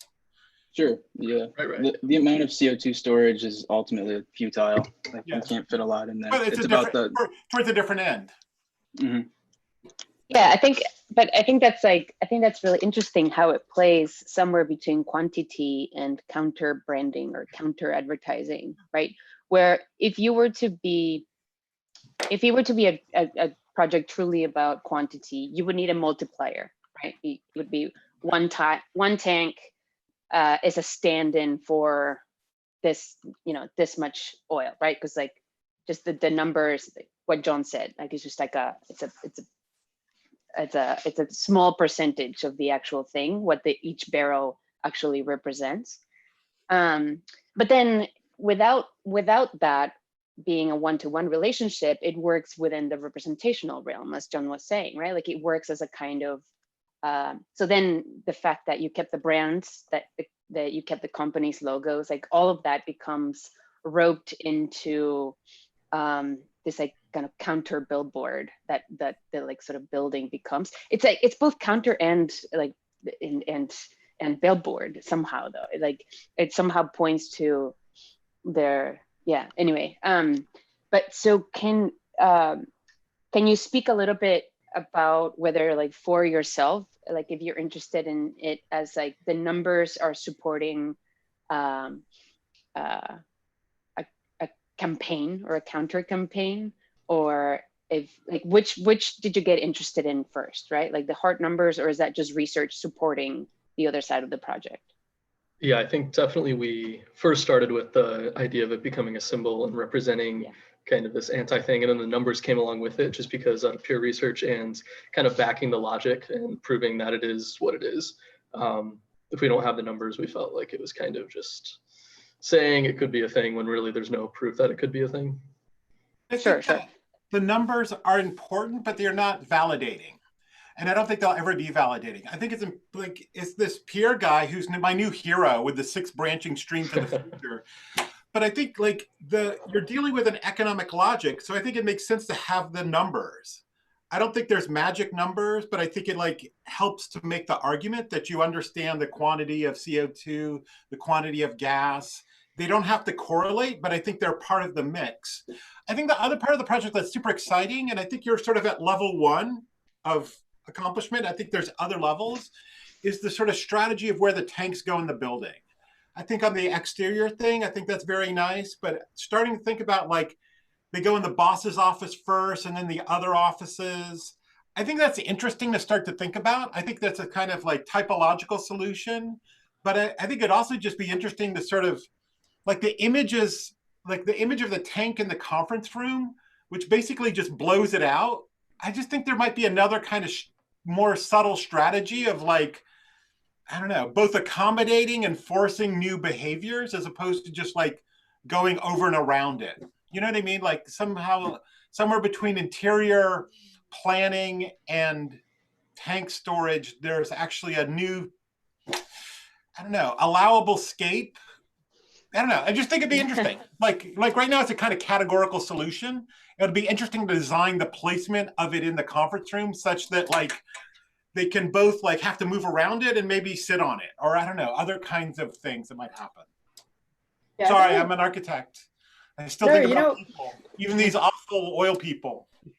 There's something interesting about that comment, because it's not, I think what's kind of maybe your project and maybe the premise of carbon form, I don't know, maybe that was one reading that you did, is that this is literally carbon form, right? Like the form of carbon dioxide in tanks, because that's how you store them. You store them in these kind of like, these particular shapes. And so when John's saying design the negative space around them, because that's the inevitable space that humans see and inhabit, it's not so much like, oh, design for humans, but I think it's about also thinking about new, like you're redesigning the orders of if we were to take carbon form as like in a new architecture, what is the order, the new order of this carbon? What is the new carbon order? Like if that tube is like a Doric kind of carbon column or form or whatever it is, you can imagine like future iterations of this tank. Let's say this carbon credit thing takes off, and all across Houston, all across the world, everybody's adopting this new kind of spatial tax that you know, kind of from Vitruvian principles to like now here you have like a kind of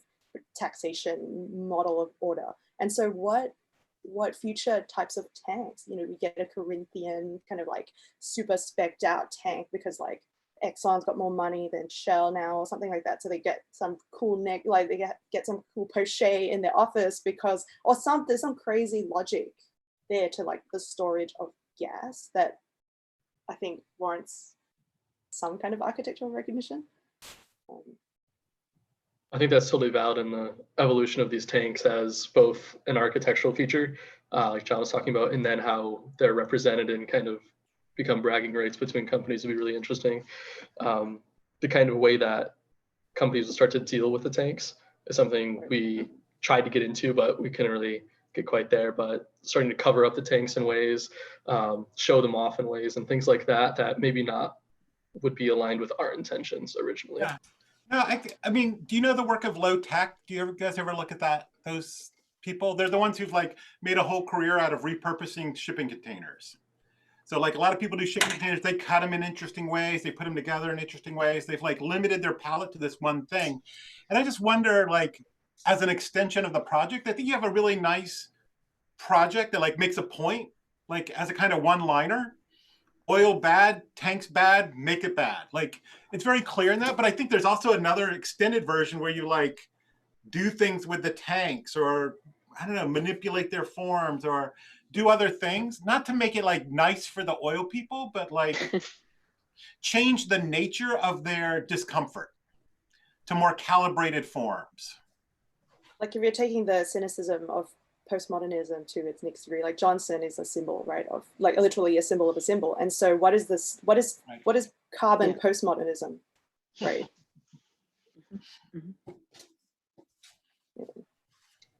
But I think super interesting provocations, and just in terms of like making like, yeah, the kind of question of breaking the facade and occupying the North Tower versus South Tower. I wonder if you could play out more architectural tension there. What's the difference between why North? Why wait for one to fill up first than the other? Is there a kind of tension in that 10-foot gap that you're playing? I don't know. I have a question. One, well, what was the name of that guy you mentioned before? Because I'm going to look it up. Pierre what? Pierre Wack. Pierre Wack. Wack? W-A-C, Wack, W-A-C-K. Oh man, he's like a cartoon character. You're whack. I love it. So I have to ask the question. You have these three scenarios that you diligently put forward. We're now in a fourth scenario where there's zero. Low, it's below zero. Like below zero, negative numbers. In the fiction of your proposal, then what? Like no tanks would be deployed. No tanks. No tanks would be deployed. No tanks.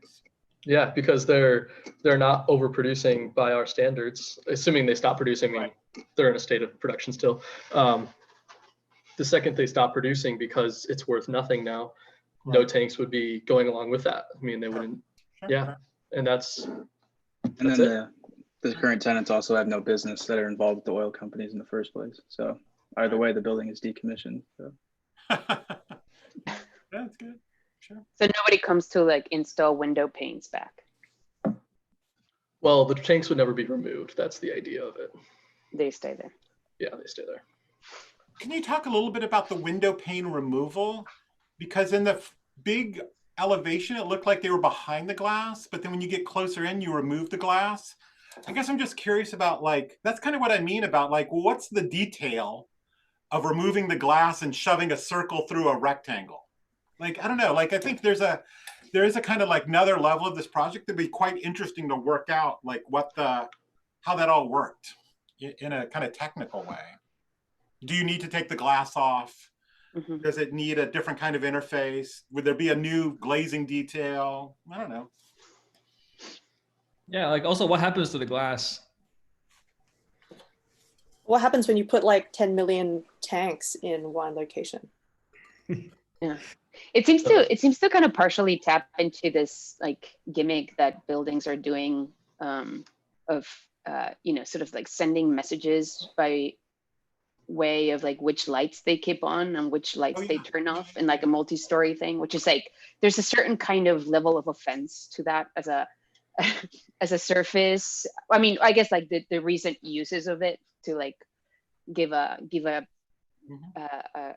small clap back to like the current workforce in hospitals and stuff. So it's seen as something to be like particularly cynical about. But yeah, like can you speak about the kind of the use of the vast like sort of surface of the building as a space of communicating, right? Like the extreme facade as a space of urban billboarding. Yeah, I think we saw. Oh yeah, go ahead, Matthias. I just want. I feel like now is a moment to interject a bit. Just to add another layer to Lida's question, and I think it goes back to Emmeline's point in the beginning about the logos on the tanks, and how do you what do these tanks say in a way, or what is said that is put on those tanks? We had a discussion about this, but yeah, yeah. I just wanted to add those top few more things on this same plate that now you can. Yeah, we definitely saw the tanks acting as a billboard and something that's not so much projecting to the people on the inside, but more towards the outside and towards the city itself, because that's who we're trying to influence with kind of projecting that, like John said earlier, oil bad, tanks bad, and that's something that was kind of the core of the project in the way of projection, for sure. I don't know if Connor wants to speak more on it. This is where the project, it doesn't break down. I think it's all super interesting. But when you say like, oh, the city's going to be reminded about the status of oil, like the project right before you, like I think they are aware. Vast tracts of their city are taken up by oil derricks and tankers, and like it's everywhere already. So I feel like the messaging of the tanks, I don't know, requires more modulation in a way. I mean, that's where I think like the project continues. So is there a new gestalt of the dots?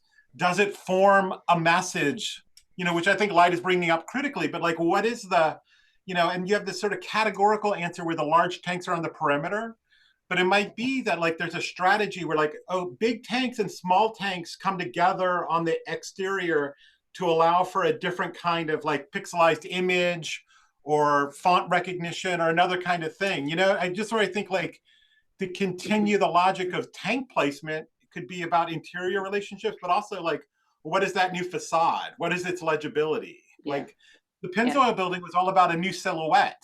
Like the point of that building is that like basically the shaft doesn't matter because it's not only Philip Johnson, but it's John Berge, who was his partner at the time. The office was Johnson Berge, and he was a skin specialist. He knew about curtain walls. And so then the whole effort becomes articulating the top, because that was the only part that had any kind of inflection. And so I think to rethink the skin as legibility is like an architectural question, like to re-signify on a wall that was designed to be asignifying is super interesting question. And I think maybe you need a bigger palette than just the big dots. Maybe you need small dots or other things. This is all out of a big enthusiasm for the project. I think you have lots of tools at your disposal that I want to play with. I think I share that enthusiasm with John, and I'm sort of, I want to piggyback on something that you were pointing out in the beginning of that comment, John, like this kind of like there's a certain kind of like awareness depletion, right? Like we're aware, we're like aware of everything, like in some way, like we're tapped out. We know what things are bad. Like there's just a kind of, and and I think in some way, like what before, I would say maybe like in the last decade, awareness was kind of created by the kind of emotive image, the kind of image of like the multicolored river that is like beautiful, but the beauty is actually pollution, right? Like that was like sort of like last decade's kind of advertising or awareness or advertising strategy. Now it seems like we're definitely entering this kind of, or have entered this like quantification, like visualizing quantity, right? Like the kind of tough T strategy. Like you see it with COVID, right? I mean, it's just like everything is like a dynamic chart. Everything is a dynamic sort of series of dots in order to kind of create this kind of knowledge, but like it's like advertising and knowledge, right? Like as they exchange a kind of diagram. There's not really a question, but I would like your project to kind of take a position on that idea of like using the visualization of quantity as a way of communicating something that might, and I would try to keep you from directly drawing that line towards some kind of awareness, that it could just be like, perhaps it's just that, right? Like perhaps it's a much more self-interested method of communication. Perhaps it serves the purposes of like the oil company. It's not necessarily like, so just to introduce a sort of like a next level of complication onto the choices of like audience and messaging strategy, because you have a very clear one, right? It's visualizing quantity. And I want you to kind of break that from a kind of assumption of audience or assumption of how that, like things people need to know, or like what it does when we know them.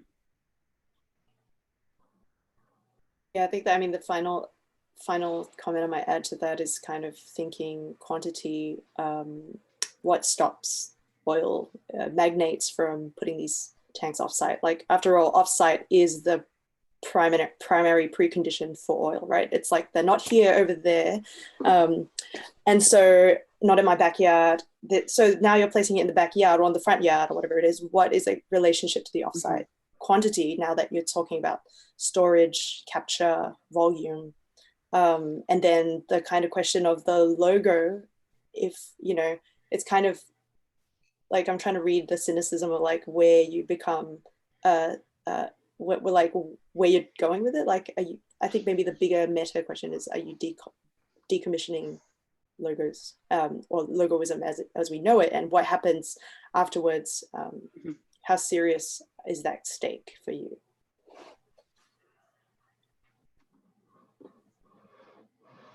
That's a really, I mean, we're pretty much done with the time. I think that maybe this is a really nice way to wrap up. Or on this note, we could kind of wrap up the discussion about the project. Connor, have you got maybe some kind of last notes or something you want to kind of maybe wrap up yourselves about this whole discussion? Because I think there's so many things for you to think about now. And yeah, I definitely appreciate the fresh takes on it, especially the consideration that like this kind of advertising almost sense of it could be good for the oil companies in a way that's not really seen before. And then, just how that can be manipulated further, just past like showing that as a thing. So really helpful. Thank you guys. Appreciate it. Thank you. Thank you. It's a very nice project. Yeah, very good. Very nice. Thank you.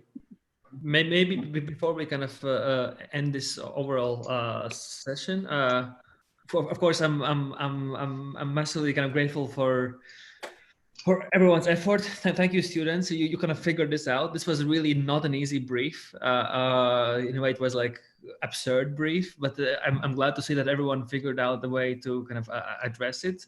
And yeah, I mean, I'm really grateful to Evelyn, Lyda, and John to kind of, for their comments. I feel that there's so much that we could almost redo the whole studio again and just like explore all these side narratives and questions that maybe were not explored yet, which I think is really interesting.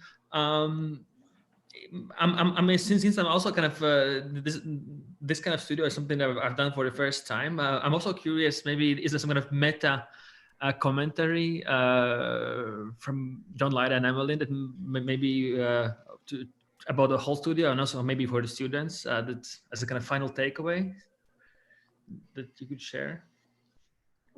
I think it's really an interesting studio, and I think it's a big challenge because it sets out, I don't know, like whether it's the non-human or the quantities beyond measure or all these different aspects. And so I do think there's a, to use a semi-profane word, a different ontology that you're trying to work on, a different kind of way of understanding and being as a kind of architect or architecture, which I think is a big question and brings up all sorts of issues. That said, I just think there's also just a lot of accomplishment on the table in terms of like design as we have previously understood it, whether it's the Walmart for chickens or the tanks on the facade or the rethinking of the landscapes. Like, you know, I don't know if beauty's on the table, but I thought there was a lot of really beautiful considered work like being shown in relationship to this stuff that I thought was really like, really great to see. And so I don't know if one has to change on the to be more true to the other, but I think like right now it was a nice formula of very interesting ideas about how decommissioning might problematize architectural production, and at the same time some nice plans and some beautiful views and some nice models. So I don't know, I really appreciated that. Yeah, I mean, I might just kind of join in and say that thanks for the projects. I think everybody presented a kind of really tight narrative in a way, like the kind of research scope into the kind of project, the polemic, whatever it is. And I think one thing that I've seen in throughout the whole project, all the different, and they're so diverse, but that this kind of like undoing of an existing system, which is maybe this kind of like, what is decommissioning, and less than the sum of its parts, but also I think what you've shown is more than this, more than like, it's not about parts, right? And then, so I'm kind of interested to know what the kind of collective, like if this were let's say the studio had this like a decommissioning catalog, like redefining decommissioning for architects who can't even conceptualize like negative architecture, right? What is the what is the kind of stake, the outcome, the kind of the what, like it's a project for architects in many ways. What is your kind of like message, ultimately your project message to the profession? And so I think that there's a lot of value to be had, and you've already kind of demonstrated a lot of really interesting thinking. So thank you. Yeah, I think in some way, kind of like themes of degrowth and undoing and decommissioning, and they you know, they can, I think they can bring about a kind of idea of either a lethargy or a giving up or a removing one's self from it altogether, right? Like just everything's broken. Maybe we should just like take ourselves to the side and just kind of you know, like stop actually like producing stuff. But I'm actually really glad to have seen an entire catalog of you and work that hasn't confused sort of undoing and degrowth with non-productivity, or just like kind of not remaining like productive, which I think it's actually really necessary for many of us to remain productive, but through this new lens, through this new lenses of maybe taking apart certain things that are existing, or take apart how they exist. So I'm glad that, you know, everybody's kind of not confusing productivity with undoing. Mattis is laughing. Yeah, not. Are you laughing? Yeah, not to make a mistake and confuse that. That would be horrible. Yeah. Yeah. As we stay real busy. Yeah. Okay, this is fantastic. Well, again, huge thanks to students. We will continue tomorrow with day 2. So this was only 50% of the kind of, if we talk about quantity, this was only 50% of the studio production. Also, huge thanks to Emmeline for finding time in this weird moment of Australian time zone, whatever it is, to offer the feedback. 6 a.m. now, so might go to bed after this.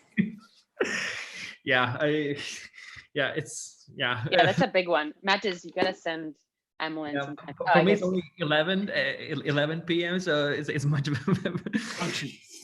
much more tolerable. And yeah, thanks, Lida and John. I'm really happy that I think it was really interesting kind of things that you brought up, and I'm hopeful that students will manage to digest and process that, because I think that there's a lot. So again, thanks to everyone. Thank you. Thank you. From a very comfortable 4 p.m. Yeah, exactly. Can't tell in the white cube. Yeah, that's right. Okay, thank you so much, Right. guys. So Bye-bye. nice to meet you, Emmeline. Yeah, Bye, same. Take care. Bye. Bye. See you soon, John. Bye.